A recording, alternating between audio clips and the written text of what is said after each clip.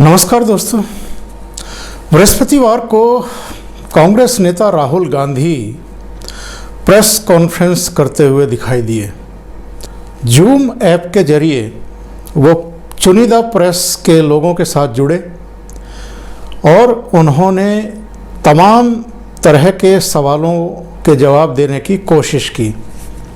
कोशिश शब्द का इस्तेमाल मैं इसलिए कर रहा हूँ क्योंकि बहुत सारे सवालों पर वो अंतर विरोधों के शिकार दिखाई दिए, असमंजस में दिखाई दिए, उलझे हुए दिखाई दिए और कई टिप्पणियां उन्होंने ऐसी कर दी जिससे लगा कि ये प्रेस कॉन्फ्रेंस करने के लिए आए ही क्यों थे, इन्होंने ये प्रेस कॉन्फ्रेंस आखिर की ही क्यों है।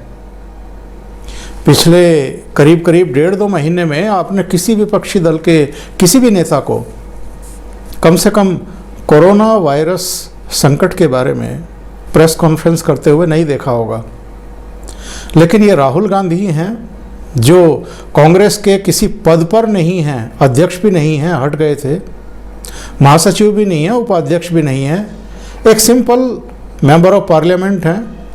तो किस हैसियत से उन्होंने प्रेस कॉन्फ्रेंस की है और इसकी ज़रूरत क्या थी, इस पर तो आप सिर पटकते रहिए, आपको जवाब नहीं मिलेगा। लेकिन ये तो राहुल गांधी हैं, कब उनको CWC की मीटिंग में शामिल होना है, कब नहीं होना है, कब भारत में रहना है, कब विदेशों में रहना है, कब संसद में बोलना है, कब नहीं बोलना है और कितनी बार ट्वीट करने हैं, ये सब वही तय करते हैं। और किन किन विषयों पर ट्वीट करने हैं ये भी वही तय करते हैं। प्रेस कॉन्फ्रेंस में जैसा मैंने पहले कहा कि जूम ऐप का इस्तेमाल किया गया। अब जूम ऐप क्या है? होम मिनिस्ट्री ने पिछले दिनों एक एडवाइजरी जारी की थी और ये कहा था कि ये ऐप जो टेली कॉन्फ्रेंसिंग के लिए आमतौर पर यूज किया जा रहा है ये सुरक्षित नहीं है। लेकिन राहुल गांधी ने इसी ऐप का इस्तेमाल किया।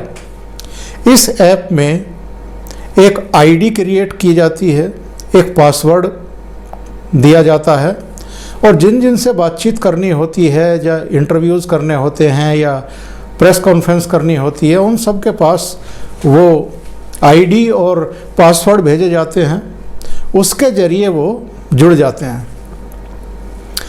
तो राहुल गांधी ने कोरोना वायरस संकट पर प्रेस कॉन्फ्रेंस के जरिए ज्ञान बांटा, मोदी सरकार को नसीहतें दी, कई ऐसे सुझाव दे डाले, कई ऐसे मुद्दे उठा डाले जिनसे लगा कि वो खुद ही फंस गए हैं और उनमें से निकलने का कोई रास्ता उनके पास होता नहीं है। लेकिन मीडिया का एक बड़ा पार्ट उन चीज़ों को बड़ी खूबसूरती के साथ छिपा जाता है, उन पे पर्दादारी कर देता है कि राहुल गांधी कहाँ कहाँ फंसे हैं। तो आइए देखते हैं कि राहुल गांधी ने आखिर इस प्रेस कॉन्फ्रेंस में कहा क्या है, क्या ज्ञान दिया है देश को और कांग्रेस के समर्थकों को। वो कहते हैं कि ये इमरजेंसी सिचुएशन है। तो ये कौन सा नया ज्ञान है? सबको पता है कि इमरजेंसी सिचुएशन है, ना केवल भारत के लिए बल्कि पूरी दुनिया के लिए। 200 से ज़्यादा देशों में यही इस समय इमरजेंसी सिचुएशन बनी हुई है।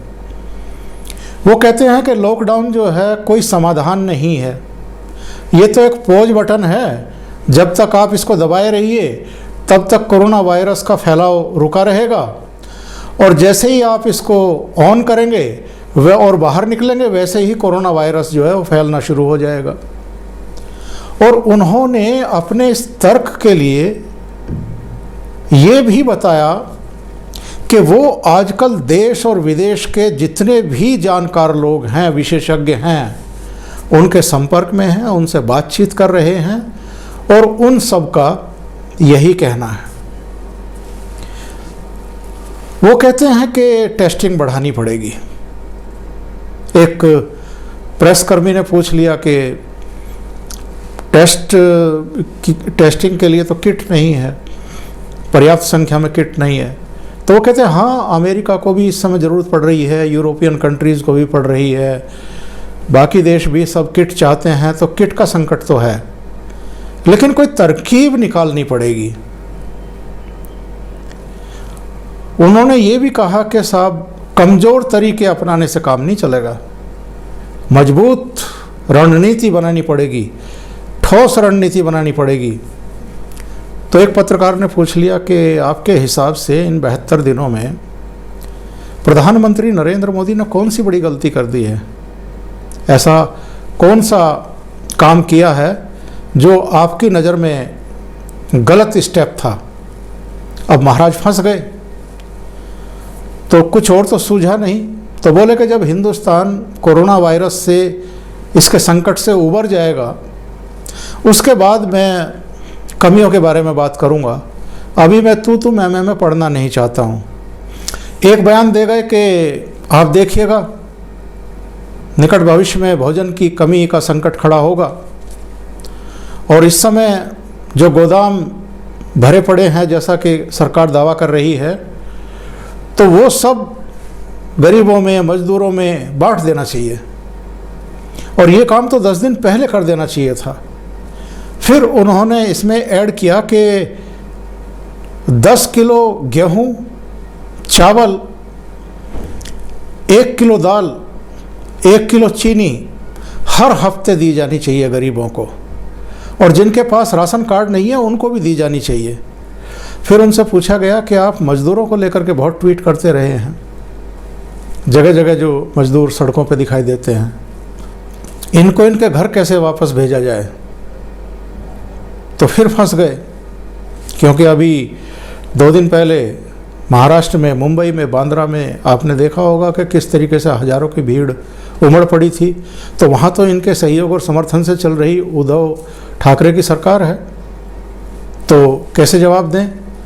तो बोले कि ये ट्रेन चलाने की जो बात चल रही है, विशेष ट्रेन चलाने की जो बात चल रही है, ये तकनीकी मसला है और इस पर मैं कोई एक्सपर्ट नहीं हूँ, तो केंद्र सरकार को बाकी लोगों से बात करके इसका समाधान निकालना चाहिए। भारत सरकार से, प्रधानमंत्री मोदी से कौन सी गलती हुई है या ऐसे कौन से स्टेप उठाने चाहिए थे, इस पर वो कुछ नहीं बता पाए, जबकि उनके प्रवक्ता भी, खुद इनकी बहन भी लगातार ट्विटर पर, सोशल मीडिया पर, प्रेस कॉन्फ्रेंस जो प्रेस के लिए वीडियो जारी किया जाता है, जो स्टेटमेंट जारी किया जाता है, उसमें रोज़ाना मोदी सरकार पर अटैक किए जाते हैं, तरह तरह के सवाल खड़े किए जाते हैं, मज़दूरों के बारे में, किसानों के बारे में, अलग अलग वर्गों के बारे में कि ये नहीं हो रहा है, सरकार को ये करना चाहिए, सरकार को वो करना चाहिए। मतलब किसी भी तरीके से सरकार को, प्रधानमंत्री नरेंद्र मोदी को कटघरे में खड़ा किया जाए। लेकिन राहुल गांधी से किसी ने भी उनकी ननिहाल इटली में जो तबाही हुई है उसके बारे में कोई सवाल नहीं पूछा।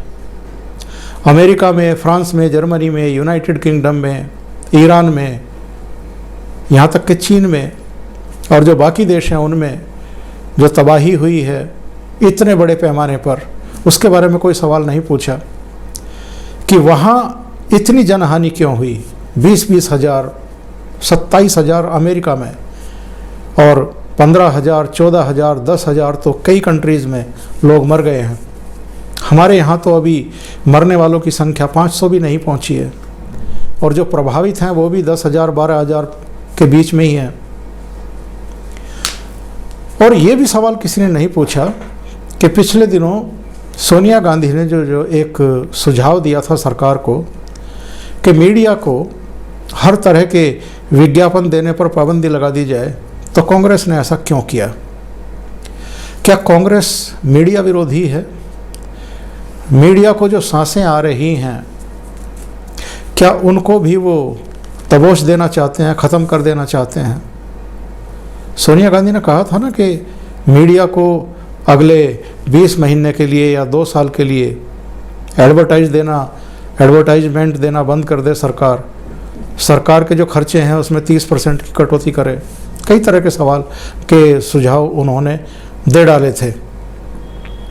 तो राहुल गांधी ने ये भी कहा कि ये जो इमरजेंसी सिचुएशन है इसमें पूरे देश को एकजुट होकर के लड़ने की ज़रूरत है। तो कांग्रेस तो सरकार के साथ खड़ी हुई दिखाई नहीं दे रही है, एकजुट दिखाई नहीं दे रही है। इस महासंकट के दौर में भी कांग्रेस सियासत करने पर आमादा है। और जब उनसे पूछा गया कि अगर लॉकडाउन नहीं तो और क्या किया जाए, तो इसका कोई जवाब नहीं था, जबकि वो कह रहे थे कि तो पॉज बटन है, जब तक आप इसे दबाए रखेंगे तब तक रुका रहेगा, जब इसे छोड़ देंगे, बाहर निकलेंगे, फिर आपको वायरस हो जाएगा, कोरोना वायरस हो जाएगा। लेकिन लॉकडाउन के अलावा रास्ता क्या है, कोई जवाब नहीं। फिर उनसे पूछा गया कि आपकी जो राज्य सरकारें हैं उन्होंने अपनी तरफ से ही केंद्र सरकार के घोषणा से पहले ही लॉकडाउन घोषित कर दिया था, तो क्या उन्होंने गलती की? तो फंस गए। तो बोले कि ये केंद्र को ये फैसला नहीं लेना चाहिए था, ये तो राज्य सरकारों के ऊपर छोड़ देना चाहिए था। यानी इनको किसी भी बारे में कोई जानकारी नहीं है। केवल भारत में लॉकडाउन नहीं हो रहा है, दुनिया भर के देश अपने नागरिकों को बचाने के लिए लॉकडाउन में ही हैं। सब अपने घरों में हैं, घरों पर ही ज़रूरत के सामान की आपूर्ति की जा रही है। और पूरी दुनिया, WHO भी ये कह रहा है कि चूँकि समय रहते मोदी ने भारत में लॉकडाउन घोषित कर दिया, लोगों को उनके घरों में ही कैद करके रख दिया, इसलिए भारत बचा हुआ है, जबकि बाकी सारे देशों में तबाही मची है, बहुत बड़ा नुकसान हुआ है, लोगों की कैजुअल्टीज़ हुई हैं बहुत बड़े पैमाने पर। फिर वो कहते हैं कि टेस्टिंग तो बढ़ाई ही जाएं, अस्पताल तैयार किए जाने चाहिए, वेंटिलेटर वगैरह की व्यवस्था होनी चाहिए। अभी पिछले बार जब मोदी जी ने संबोधित किया था चौथी बार, जिसमें लॉकडाउन 2 की घोषणा की थी, तो शायद राहुल गांधी ने उनको सुना नहीं, या कांग्रेस के लोगों ने भी नहीं सुना है। उन्होंने कहा था कि हमने ऑलरेडी 1 लाख बेड की व्यवस्था कर दी है, तो और कैसी व्यवस्थाएं की जाती हैं, और कैसे अस्पताल तैयार किए जाते हैं।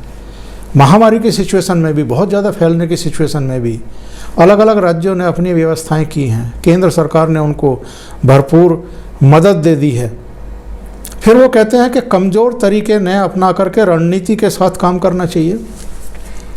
तो भैया वो कमज़ोर तरीके कौन से हैं जो अपनाए जा रहे हैं, उसका भी ज्ञान दे देते।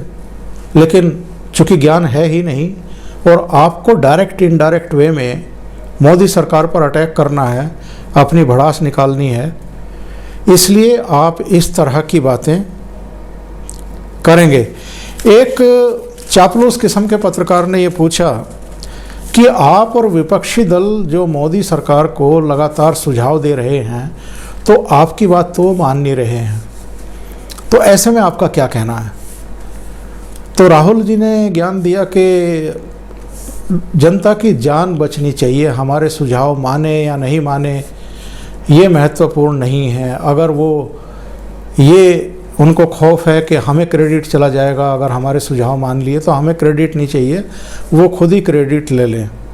कह रहे हैं कि अगर इस समय पर्याप्त खाद्यान्न है तो गरीबों में बांटना चाहिए। फिर कहते हैं कि आप देखना भोजन की कमी पड़ेगी। फिर कहते हैं कि अभी जो फसल की कटाई हो रही है, जो अनाज आने वाला है, आप देखना रखने के लिए जगह नहीं मिलेगी। जो अच्छा खासा आदमी है अपने बाल नोच लें राहुल गांधी की बात सुन करके। भोजन की कमी पड़ेगी, जितना भंडार है वो सब बांट देना चाहिए, जो नई फसल आ रही है, नया अनाज आ रहा है, उसको रखने की जगह नहीं मिलेगी। क्या कहना चाहते हैं? कुछ पता नहीं है, सिर्फ प्रेस कॉन्फ्रेंस करनी है, कोई तैयारी नहीं है, कोई जानकारी नहीं है। और जिसके पास कुछ जानकारी नहीं है वो किसी को क्या ज्ञान बांटेगा। फिर कहते हैं कि बहुत बुरा वक्त आने वाला है, बेरोजगारी बढ़ने वाली है, बड़ी कंपनियों के लिए मोदी सरकार को पैकेज घोषित करना चाहिए। फिर कहते हैं कि लॉकडाउन जब खुलेगा तो बीमारी बढ़ जाएगी, उसके लिए एक्शन में देरी नहीं होनी चाहिए। चाहे प्रवासी मजदूर हों, चाहे रेलवे हो, चाहे टेस्टिंग किट हो, चाहे भोजन का मसला हो, हर सवाल पर पूरी तरीके से कंफ्यूज, निरुत्तर, असमंजस में और किम कर्तव्य विमूढ़ दिखाई दिए। कोई जवाब नहीं था, तर्क संगत जवाब नहीं था, तो भाई प्रेस कॉन्फ्रेंस क्यों की है? तो ये समझ से बाहर की बात है कि राहुल गांधी किस ग्रंथि से पीड़ित हैं, कौन सी परेशानी में हैं, और अगर आपके पास कुछ कहने को नहीं है तो किसने आपको सलाह दी कि आप टेली कॉन्फ्रेंसिंग के जरिए प्रेस कॉन्फ्रेंस करिए। अभी के लिए इतना ही। बहुत बहुत धन्यवाद। अगर आपको ये चैनल और इसके कंटेंट पसंद आ रहे हैं तो लाइक करें, कमेंट करें, वीडियो को शेयर भी करें, और अभी तक अगर आपने ये चैनल सब्सक्राइब नहीं किया है तो सब्सक्राइब कर लें और साथ में लगे बेल आइकॉन को दबा दें ताकि आगे आने वाले वीडियो और उनके नोटिफिकेशन आप तक पहुंचते रहें। अपना ध्यान रखिए, अपनों का ध्यान रखिए।